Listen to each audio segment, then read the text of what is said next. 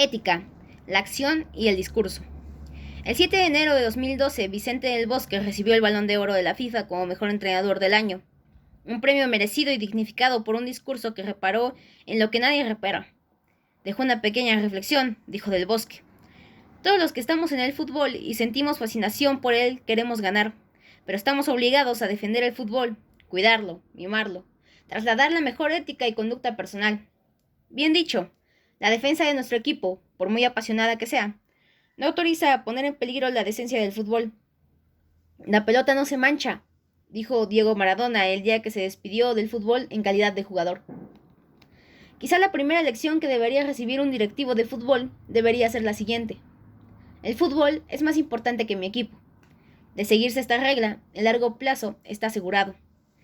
El fútbol ha resuelto problemas de violencia flagrante porque los protagonistas se sienten vigilados por el infinito ojo televisivo, de modo que muchos jugadores moderaron su conducta por el temor de ver dañado su prestigio y no por efecto de una mayor madurez ética.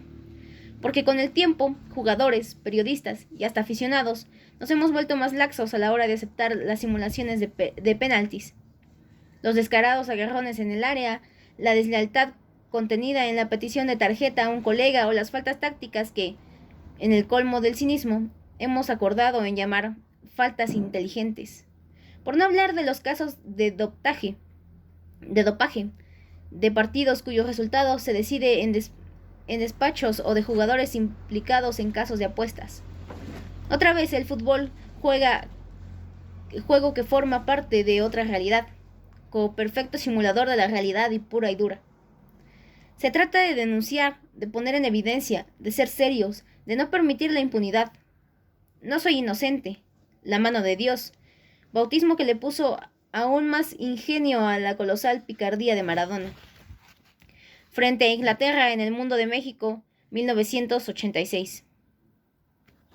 En el Mundial de México, 1986. Es un símbolo de los eufemismos que empleamos para disfrazar conductas difíciles de defender desde un plano ético. La definición fue tan genial como el gol porque no intentaba más que subrayar la justicia de la acción. Para un argentino, la regla violada no era más que un castigo que Inglaterra merecía, y, por lo tanto, quedaba ampliamente justificada. El gol nos ponía ante una contradicción ética porque por un lado transgredía la regla, pero por otro nos ponía ante un concepto moral, la justicia. Las heridas de la guerra de las Malvinas estaban todavía demasiado frescas y el del fútbol era el territorio perfecto para compensar aquella humillación patria. Pero, ¿qué habría pasado si Diego hubiera sacado el árbitro del error? Podemos imaginar todo tipo de consecuencias, que la Argentina más ultra no se lo habría perdonado nunca, que habríamos puesto en peligro la brutal alegría de ganarle a Inglaterra y, más tarde, de ser campeones del mundo. Incluso que Maradona sería menos ídolo de lo que es hoy. O quizá, un acto de tal entidad hubiera contribuido a hacer un país mejor, porque la fuerza simbólica de episodios tan potentes puede llegar a modificar una sociedad. Lo digo 25 años después y considerándome cómplice de aquel célebre acontecimiento, porque si no fui el primero, seguramente fui el segundo en llegar a abrazar a Maradona tras el gol. Seducir con la ética. Siempre he creído que ponerse al servicio de una idea noble y ser liderados por un entrenador que aspire a la grandeza es un privilegio, como una enorme fuerza motivadora. He admirado como jugador la singularidad del discurso de César Luis Menotti, salir a jugar un partido para defender la dignidad de la historia del fútbol de nuestro país, para respetar nuestros propios sueños y las ilusiones de la gente que nos quiere admirar, pero también como expresión artística de las clases menos favorecidas, como un modo de vida llevado al juego, como manifestación de valentía y nobleza.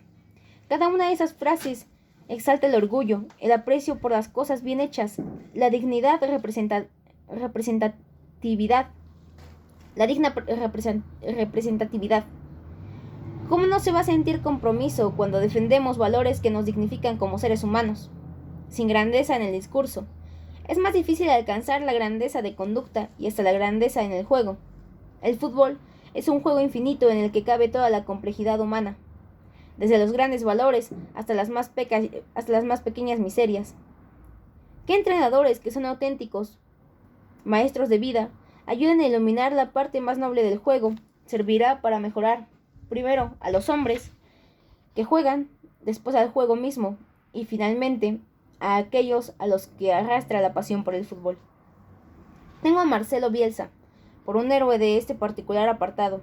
Sí, héroe, porque cuesta mucho trabajo ser un tipo honesto, serial, cuando la picardía propone atajos muy tentadores hacia el éxito. Atajos que, ya quedó dicho, en muchos casos son festejados por buena parte de la opinión pública. Sus equipos, en las buenas y en las malas, son generosos, atrevidos, respetuosos con el reglamento. En cuanto al discurso de Bielsa, suele ser brutalmente sincero. No tiene ningún tipo de problema en catalogar de injusto un buen resultado porque prefiero el desprestigio a la mentira, o en hacer responsable de un mal resultado porque no supe interpretar correctamente las señales del partido. Qué lejos están estas actitudes de la que aquellos que se apropian de los éxitos y asignan el fracaso a los demás.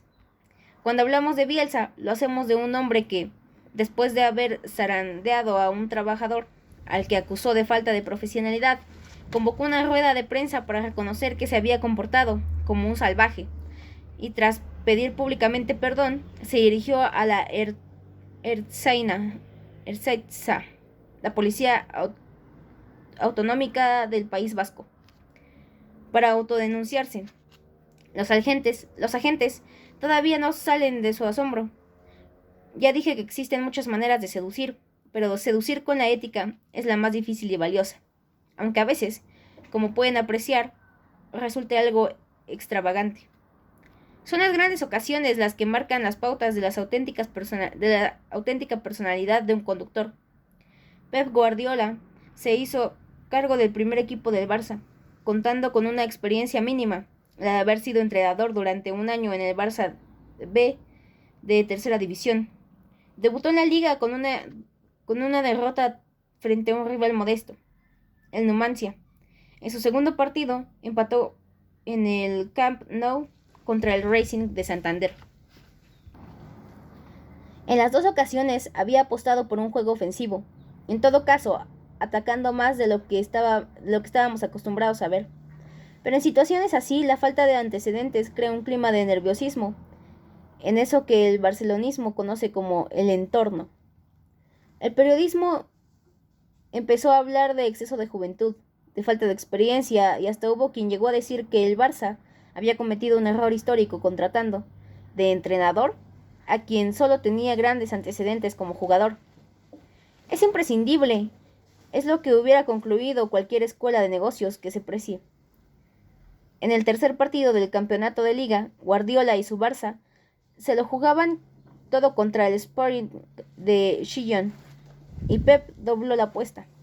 Jugó tan ofensivo como siempre y además insistió en darle la dirección del equipo a Sergio Busquets, que había debutado una semana antes y que, hasta entonces, solo había jugado en tercera división y disputado algunos partidos menores en la Copa Cataluña.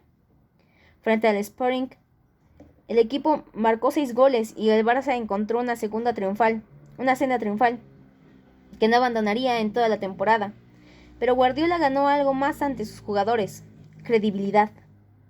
Pep dejó claro que sus convicciones estaban muy por encima del miedo al resultado.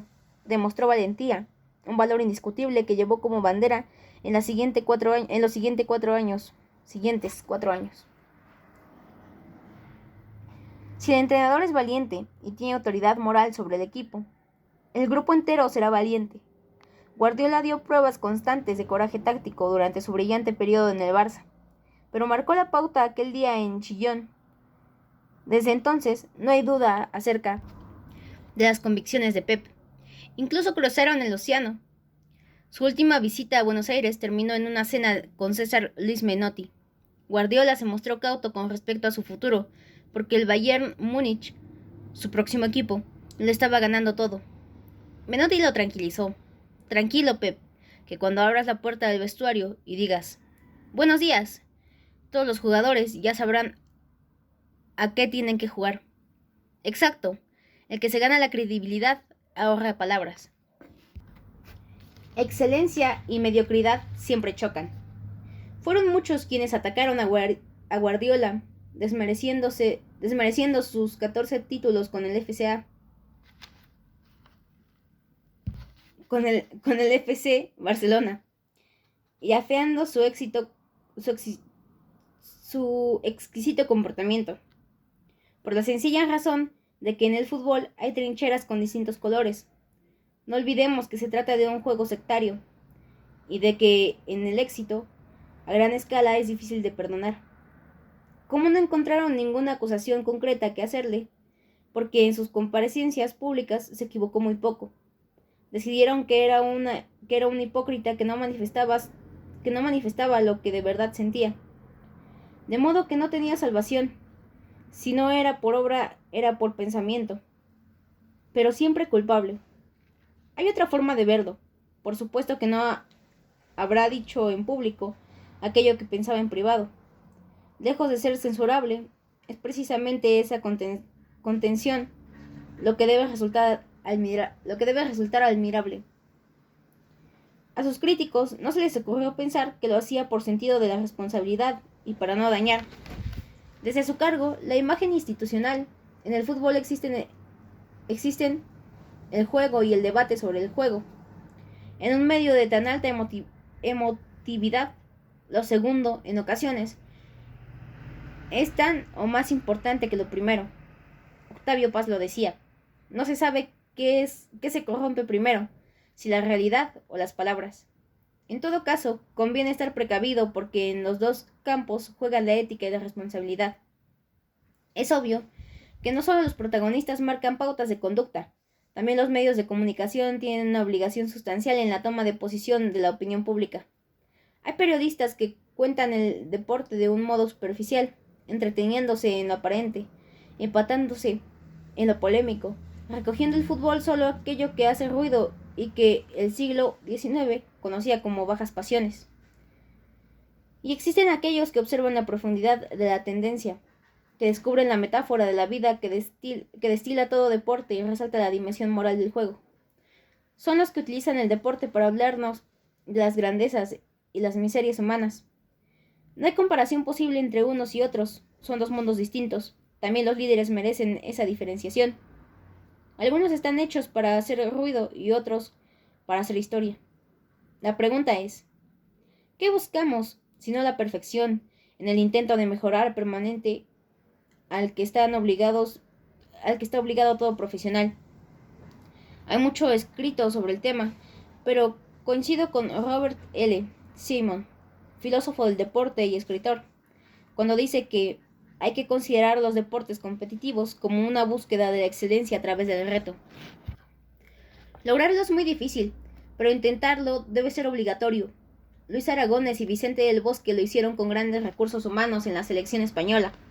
Basta con nombrar a Iker Casillas, Sergio Ramos, Xavi Alonso, Sergio Busquets, Javi Hernández, Andrés Iniesta.